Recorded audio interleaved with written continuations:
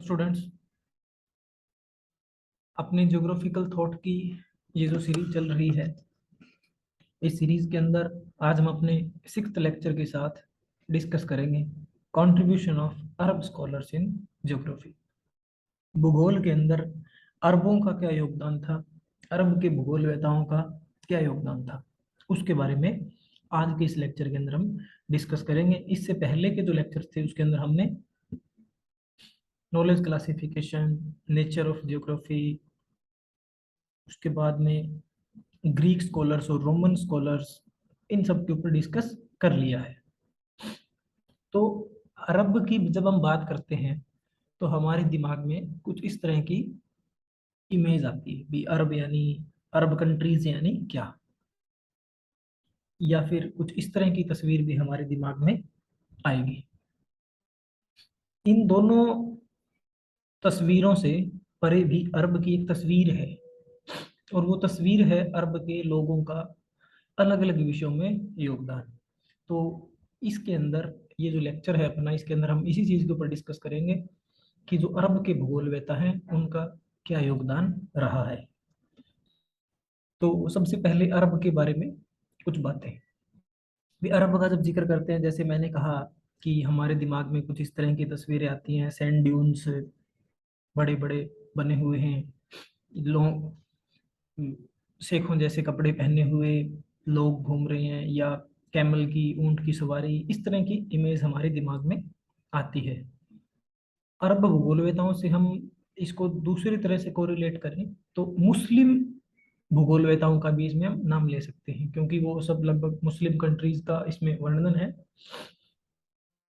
तो अगर हम इसको दूसरे एक विजुअल से देखें जिसे सामान्य व्यक्ति देखता है, तो अरब यानी वो उसको टेररिज्म के साथ जोड़ेगा, तालिबान के साथ, मिलिटेंसी, इस्लामिक फंडामेंटलिज्म, जिहाद, इन सब चीजों के साथ जोड़कर भी इसको कुछ सामान्य व्यक्ति देखते हैं। लेकिन इन सब चीजों से भी अलग जो अरब है, जो इस्लाम है, उसकी छवि रही है। जो मोहम्मद साहब थे, उन्होंने एक अपना संदेश जो दिया, एक तरह से बिल्कुल अनसिविलाइज्ड लोग थे, उन सबको मोहम्मद साहब ने, एक रो ट्राइब को एक साथ पीस और ब्रदरहुड के रास्ते के ऊपर बांधने का काम किया, इस्लाम की शुरुआत करके। तो इस्लाम की जो उन्होंने शुरुआत की, जो वहाँ की ट्राइबल जो पीपल थे एक तरह के उस एरिया के अंदर उस टाइम, ये जो आज जितनी डेवलप्ड अरब कंट्रीज है उतनी नहीं थी, क्योंकि उस समय पेट्रोलियम की खोज नहीं हुई थी, पेट्रोलियम का यूज नहीं था, तो वो विकसित देश नहीं थे। तो वहाँ की जो ट्राइब्स थी उनको लेकर मोहम्मद साहब ने, ये आपस में वो लड़ते झगड़ते रहते छोटी छोटी बातों के ऊपर, तो उन सबको भी एक पीस और ब्रदरहुड का मार्ग दिखाया, रास्ता दिखाया मोहम्मद साहब ने, इस्लाम के रास्ते। तो उसके बाद में जब वहाँ के जो छोटे मोटे रूलर्स थे, ट्राइबल रूलर्स थे, उनको लगा कि ये जो मोहम्मद साहब का जो ज्ञान है, इसको हमें और दुनिया तक पहुंचाना चाहिए। तो उस समय उनका जो ज्ञान को पहुंचाने का जो माध्यम उन्होंने चुना, तो वो उन्होंने क्या चुना, क्षेत्रों के ऊपर अगर हम कब्जा करेंगे तो हम वहाँ के लोगों तक अपना ज्ञान पहुंचा सकते हैं भी। जहाँ हमारा राज्य हो गया, उस राज्य के अंदर हम ये जो ज्ञान है इसको हम क्या कर सकते हैं, प्रचार प्रसार इसका कर सकते हैं। तो इसी काम के लिए वो लोग लग गए और इन्होंने क्षेत्रों पर कब्जा करना, कॉन्क्योरिंग द एरियाज, कॉन्क्वेस्ट, ऐसा उन्होंने शुरू कर दिया। तो सबसे पहले जैसे 641 एडी के अंदर इन्होंने पर्सिया, फिर इजिप्ट, उसके बाद में 732 एडी आते आते इन्होंने पूरा लगभग अरेबियन पेनिनसुला के ऊपर अपना आधिपत्य कर लिया, और उन क्षेत्रों के अंदर इस ज्ञान का प्रचार प्रसार किया। उसके बाद में आगे और जो अरब स्कॉलर्स का जो विस्तार हुआ, अरब ज्ञान जो बढ़ा, अरब के लोगों ने जो देखा, वो क्या था, जब ग्रीक और रोमन्स का जो अस्तित्व था वो एक तरह से भूगोल के अंदर या साइंटिफिक लर्निंग के अंदर धीरे धीरे कोलैप्स हो रहा था, तो उस टाइम फिर इनके और ज्यादा इसमें फायदा हुआ। तो जब इनको ट्रैवल करना था, अलग अलग क्षेत्रों के ऊपर कब्जा करना था, या क्षेत्र विस्तार करना था, उसके लिए इनको उस क्षेत्र की ज्योग्राफी के बारे में पता होना चाहिए, जहाँ ये लोग जा रहे हैं, जहाँ ट्रैवल कर रहे हैं, वहाँ के रूट्स के बारे में पता होना चाहिए। तो इस तरह की जो बेसिक ज्योग्राफी की नॉलेज थी वो इनको लेनी पड़ी। तो इस चीज के लिए इनको, जो ये किस चीज के कांटेक्ट में आए इस ज्ञान को लेने के लिए, जो उस टाइम की नॉलेज एक्विजिशन इनको कहाँ से हुआ, ग्रीक साइंस अवेलेबल जो थी अलेक्जेंड्रिया के अंदर, जैसे उसके अंदर हेरोडोटस के, इराटोस्थनीज के, टोलेमी के किए हुए काम, या इंडियन जो साइंस थी उसकी कैलकुलेशंस, आर्यभट्टा और आर्यभट्टा की जो सूर्य सिद्धांत, इस तरह की जो कैलकुलेशंस, इस तरह की जो नॉलेज थी वो इन्होंने एक्वायर किया। फिर जो अरेबियन पेनिनसुला का जो पूरा क्षेत्र जब इन्होंने कर लिया, उसके बाद में ये यूरोप के एरियाज की ओर बढ़े, तो इन्होंने वहां भी इस चीज को जारी रखा, वहां से भी इन्होंने अलग अलग प्रकार से नॉलेज को एक्वायर किया। तो इस नॉलेज की एक्विजिशन के अंदर इन्होंने जिस जिस क्षेत्र में ये गए वहां की ज्योग्राफी के बारे में भी लिखा।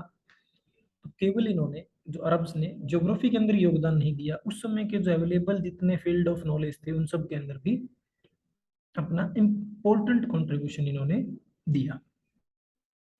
तो ऐसा ये बेसिक हम अरब के बारे में लिख सकते हैं। इसके एक, जैसे कोई हम क्वेश्चन लिखते हैं उसकी भूमिका क्या हो सकती है, तो वो ये भूमिका के तौर पे हम इसको लिख सकते हैं।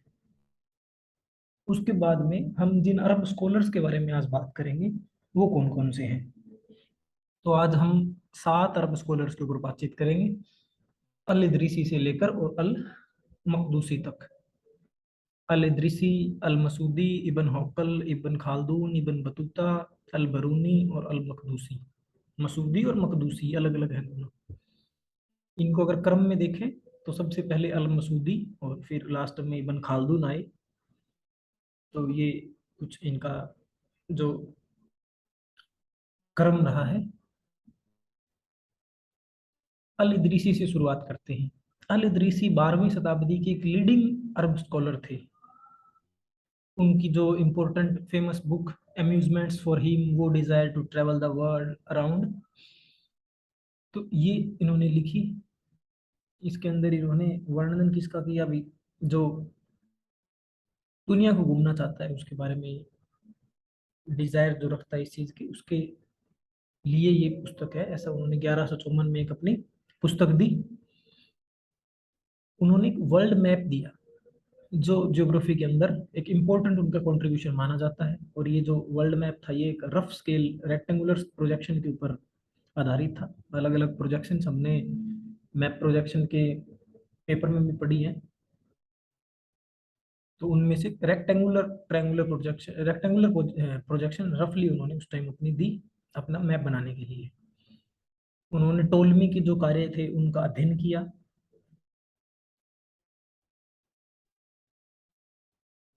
जो उनकी सिसिली की जो डिस्क्रिप्शन है उन्होंने जो दी वो शायद सबसे डिटेल्ड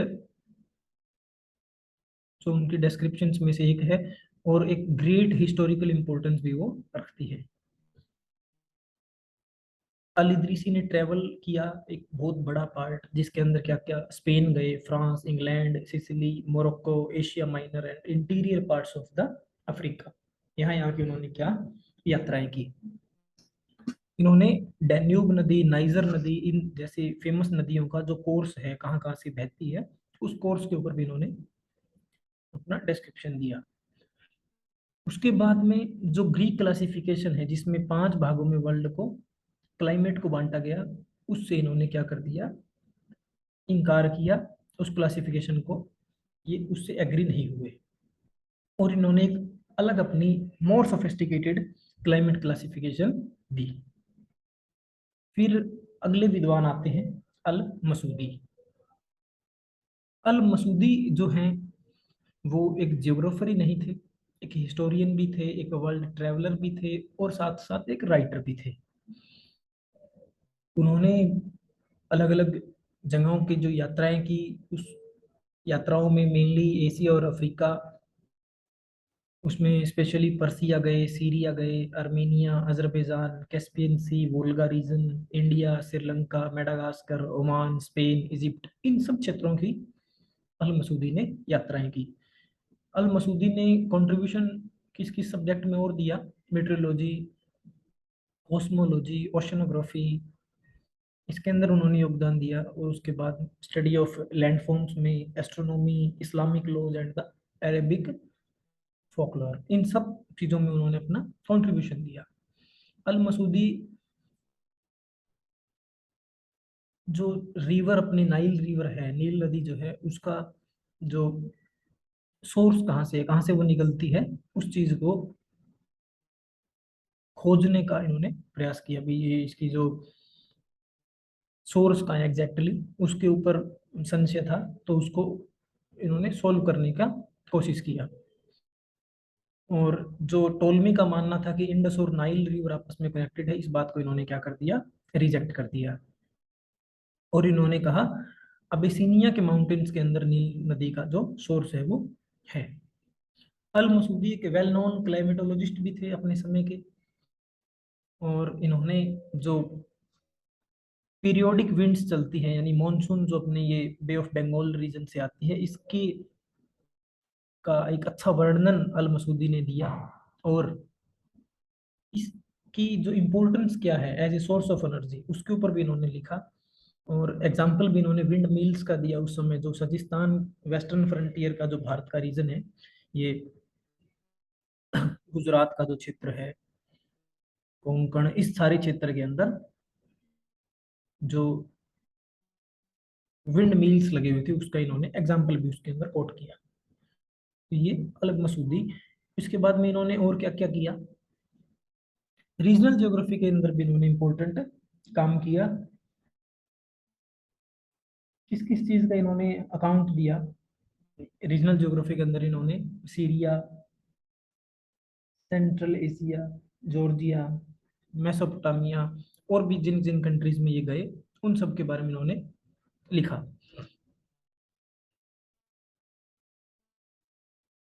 इन्होंने जो ग्रीक का जो मानना था कि अर्थ जो फ्लैट है, इसका इन्होंने विरोध किया। एंड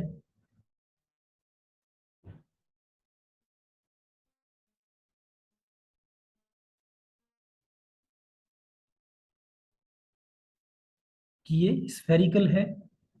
और इन्होंने जो क्रिश्चियन माइथोलॉजी थी उस समय की, वर्ल्ड की, उस चीज को चैलेंज कर दिया एक तरह से। अल मसूदी ने जो अटलांटिक ओशन का जो रीजन है, उसको डार्क ग्रीन सी कहा। And was of the opinion that Atlantic and Indian Ocean are connected, कि अटलांटिक और इंडियन ओशन आपस में कनेक्टेड है, ऐसा भी इन्होंने लिखा।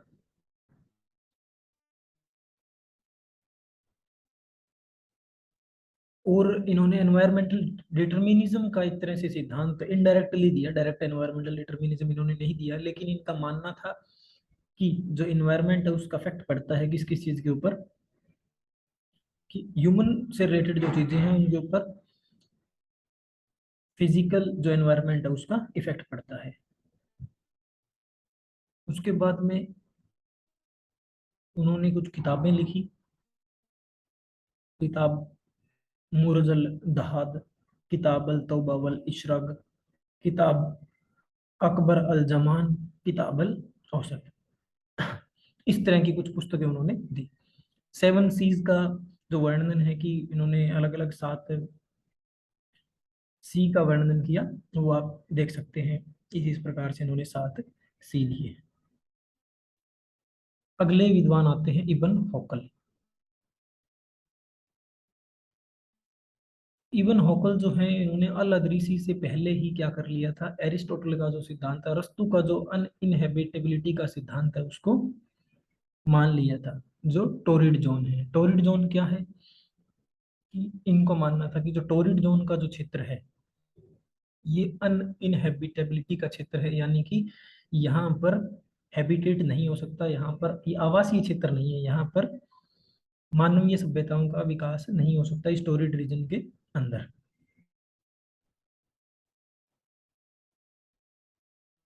और ये जो इब्न हॉकल थी एक ट्रेवलर थे और बुक्स यात्राओं के वर्णन मतलब और दुनिया को जो एक्सप्लोर करते हैं उनकी जो बुक्स जो थी उनको शुरू से अपने बचपन से ही पढ़ते थे। 1943 के अंदर इन्होंने ट्रैवल करना शुरू किया, अलग अलग कंट्रीज के अंदर गए और पैदल ये यात्राएं करते थे। और इन्होंने अपनी यात्राओं से जो देखा कि कैस्पियन सी का नॉर्दर्न ओशन के साथ कोई संबंध नहीं है, एंड जो यूरोप है वो क्या है, एक आइलैंड है, ऐसा इन्होंने बताया। और इन्होंने अपना एक फेमस बुक दिया, a book of roots and dreams. और इनमें यूरोपीय कंट्रीज का भी उन्होंने वर्णन किया अरब वर्ल्ड के साथ साथ। ये इब्न हॉकल। अगले विद्वान आते हैं इब्न खालदून। इब्न खालदून ने भी जो एरिस्टोटलिन सिद्धांत था अनइनहेबिटेबिलिटी का, उस टोरिड जोन के अंदर जो होती है, अभी बताया जिसके बारे में, उसका इन्होंने समर्थन किया। Mediterranean coast of north west Africa इनका इस क्षेत्र में जन्म हुआ, अफ्रीकन थे मूलतः। और इन्होंने अपनी जिंदगी का जो बड़ा टाइम है वो अल्जीरिया, ट्यूनीशिया, स्पेन और अलग अलग जगह की यात्राएं उनमें बिताया। इन्होंने अपने एक मुकदमा 45 साल की उम्र में एक पुस्तक लिखी जिसको 6 भागों में बांटा जा सकता है। पहले भाग के अंदर इन्होंने सिविलाइजेशन, जियोग्राफी एंड एंथ्रोपोलॉजी इसके बारे में वर्णन किया। सेकंड पार्ट में इन्होंने नोमैडिक एंड सेडेंट्री कल्चर जो है उसके बारे में वर्णन किया। थर्ड, डायनेस्टीज एंड किंगडम्स के बारे में। फोर्थ, विलेजेस और सिटीज की लाइफ के बारे में। और fifth, professions and means of livelihood क्या क्या है। और सिक्स्थ, क्लासिफिकेशन ऑफ साइंसेस। ये इनकी जो मास्टरपीस था मखदूम में, उसके अलग अलग 6 सेक्शंस थे। उसके बाद में इन्होंने जो शॉर्ट में इनका जो वर्क है उसको क्या कहा जा सकता है, ह्यूमन सोसाइटी को इन्होंने डिस्कस किया वेरियस एस्पेक्ट्स में। इब्न खालदून ने दो जो चीजें हैं आइडेंटिफाई की, two set of influence on man's progress. पहला इन्फ्लुएंस क्या पड़ता है आदमी की प्रोग्रेस पे, फिजिकल एनवायरनमेंट का, और दूसरा सोशल एनवायरनमेंट का। और इन्होंने ट्राइब्स का और सिटीज का, यानी कि ट्राइबल एरियाज के लोगों का और सिटी के अंदर रहने वाले लोगों का, उनका एवोल्यूशन का जो सोशल एवोल्यूशन है उसका अलग अलग अध्ययन किया। और इन्होंने रिप्रेजेंट किया कि जो ट्राइब हैं वो pure untouched and primitive form है ह्यूमंस की, लेकिन जो सिटीज के अंदर जो लोग रह रहे हैं वो सोशल डेवलपमेंट ऑफ ह्यूमंस का लास्ट स्टेज है। यानी ट्राइब्स क्या है, रो स्टेज है, प्योर प्रिमिटिव स्टेज है, और सिटीज के लोग हैं वो क्या है, लास्ट स्टेज है। ऐसा इन्होंने अपना कंक्लूजन उसमें दिया। अगले विद्वान आते हैं इब्न बतूता। इब्न बतूता एक निग्रो बाय ओरिजिन थे और अरब स्कॉलर भी इनको कंसिडर किया जाता है।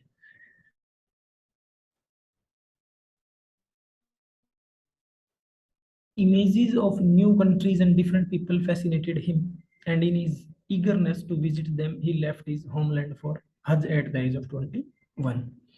नई नई कंट्रीज को जो उनके दिमाग में जो तस्वीरें और दुनिया को जानने की जो ईगरनेस थी, अलग अलग लोगों से मिलने का जो जुनून, इस चीज ने उन्होंने दुनिया में घूमने के लिए उनको आतुर हुए वो इस चीज के लिए, और उन्होंने 21 साल की उम्र में 1325 में हज करने के लिए वो अपने घर से निकल गए। यात्राएं कहाँ कहाँ की इब्न बतूता ने, इजिप्ट गए, सीरिया, पर्सिया, अरेबिया, इंडिया का ये जो नीचे सुमात्रा रीजन, चाइना, इन सब एरियाज के अंदर भी उन्होंने अपना यात्राएं की। 28 साल के अपने जो ट्रेवलिंग के ईयर्स के अंदर उन्होंने 75,000 मील की यात्राएं तय की।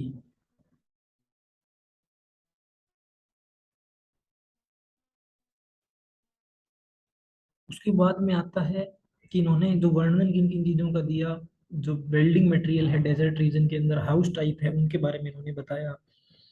और उनके जो रीजन, जो उनका एक्सपीरियंस था, रीजनल एक्सपीरियंस जो था, उसके आधार पर उन्होंने मोरक्को को रहने के लिए बेस्ट जगह बताया। रिहाला नाम की उनकी पुस्तक है, जिसके अंदर इन्होंने सोयल, एग्रीकल्चर, इकोनॉमी और पॉलिटिकल हिस्ट्री किसकी, मुस्लिम वर्ल्ड की, इन सब चीज़ों के बारे में भी बताया। और उनको मोहम्मद तुगलक के इनविटेशन के ऊपर वो दिल्ली आए और इन्होंने उनको काजी ऑफ दिल्ली के ओहदे से नवाजा गया और इन्होंने यहाँ पर रहे। उसके बाद में अगले विद्वान आते हैं अल बिरूनी। अल बिरूनी को भारत में मोहम्मद गजनवी ने बुलाया था और वो यहाँ लंबे समय तक रहे। अपनी पुस्तकें लिखी, किताबुल हिंद उनके अंदर से प्रमुख है, जिसके अंदर उन्होंने ट्रैवलिंग का अपना experience, contribution of mathematical, physical and regional geography, इसके बारे में उन्होंने वर्णन दिया। किताबुल हिंद के अंदर इन्होंने इंडियन ज्योग्राफर के बारे में एक्सप्लेन किया और उनकी जो मानना था किस किस चीज़ के बारे में, उसके अंदर इन्होंने एक्सप्लेनेशंस दिया। फोर सिटी, जो यमकोटा ईस्ट में, लंका साउथ में, रोमेका वेस्ट में और सिद्धप नॉर्थ में, ये जो इंडियन ज्योग्राफर का मानना था, उसका भी इन्होंने इसमें अंदर वर्णन किया। लेटीट्यूड लॉन्गिट्यूड्स का मेजरमेंट कैसे हो, ईरान का मैप, ट्रांसोनी का मैप इन्होंने बनाया। लंका से जो भारत की जो दूरी है, इसको इन्होंने 30 योजन माना। और जो भारत के फिजिकल स्ट्रक्चर्स हैं, कल्चरल लैंडस्केप्स हैं, उनके बारे में भी इन्होंने अच्छा वर्णन दिया। मॉनसून है और इसका जो इंडियन एग्रीकल्चर के ऊपर क्या रेलिवेंस है इंडियन एग्रीकल्चर में, इसका उसके बारे में भी अल ब्रूनी ने वर्णन किया। 1048 एडी में इन्होंने अपनी सांसारिक यात्रा पूरी की। और इनकी जो मेन जो वर्क है वो क्या क्या है, तारिकुल हिंद, अल कुनान अल मसूदी, पसिंद अतरल बाकिया, ये इस तरह इनके कुछ वर्णन है। लेकिन किताबुल हिंद इन सब पुस्तकों में एक इम्पोर्टेंट मानी जाती है। अंतिम विद्वान आज जिसके ऊपर हम बात करेंगे वो कौन थे, अल मकदूसी। अल मकदूसी क्लाइमेटोलॉजिस्ट थी 10वीं शताब्दी के अंदर, और ये अल मसूदी के कंटेम्प्ररी थे, समकालीन थे। अल मसूदी ने ऐसा इजाद किया कि जो केवल किसी भी क्षेत्र की लैटिट्यूड लॉन्गिट्यूड का उसके ऊपर फर्क नहीं पड़ता, किसी जलवायु का, वहाँ की लोकेशन कैसी है, वो भी किसी चीज को, क्लाइमेट कैसी होगी वहाँ की, उस चीज को डिटरमाइन करने में इम्पोर्टेंट प्लेस उसका होता है। ये बात इन्होंने रखी। जैसे कोई प्लेस ईस्ट और वेस्ट कोस्ट के ऊपर है, इंटीरियर के अंदर है, कॉन्टिनेंट की किस क्षेत्र में पाया जाता है, उस चीज का भी बहुत इफेक्ट पड़ता है। जैसे समुद्र के अंदर उस क्षेत्र के आसपास अगर गर्म जल धाराएं चल रही है, ठंडी जल धारा चल रही है, तो उस चीज का इफेक्ट उस आसपास के रीजन की क्लाइमेट के ऊपर भी पड़ता है।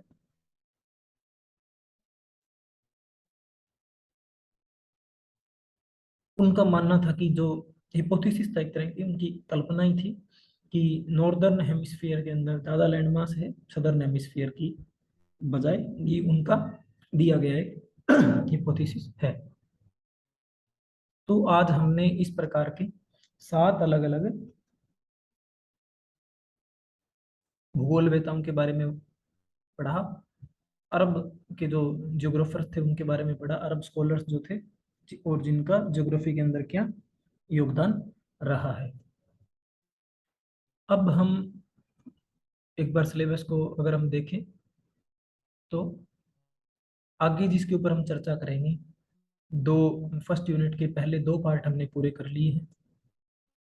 तीसरा पार्ट जो है उसके अंदर मॉडर्न जो जियोग्राफर हैं उनके अंदर Bernhard, Varenius, Immanuel Kant, Humboldt और रिटर, इन भूगोल वेताओं के ऊपर हम चर्चा करेंगे आगे के लेक्चर्स में, और इसके साथ फर्स्ट यूनिट जो पूरा होगा। तो आज का लेक्चर यहीं तक। अगर लेक्चर पसंद आए तो वीडियो को लाइक करें, शेयर करें अपने दोस्तों के साथ, और चैनल को सब्सक्राइब करें। Thank you and have a good day.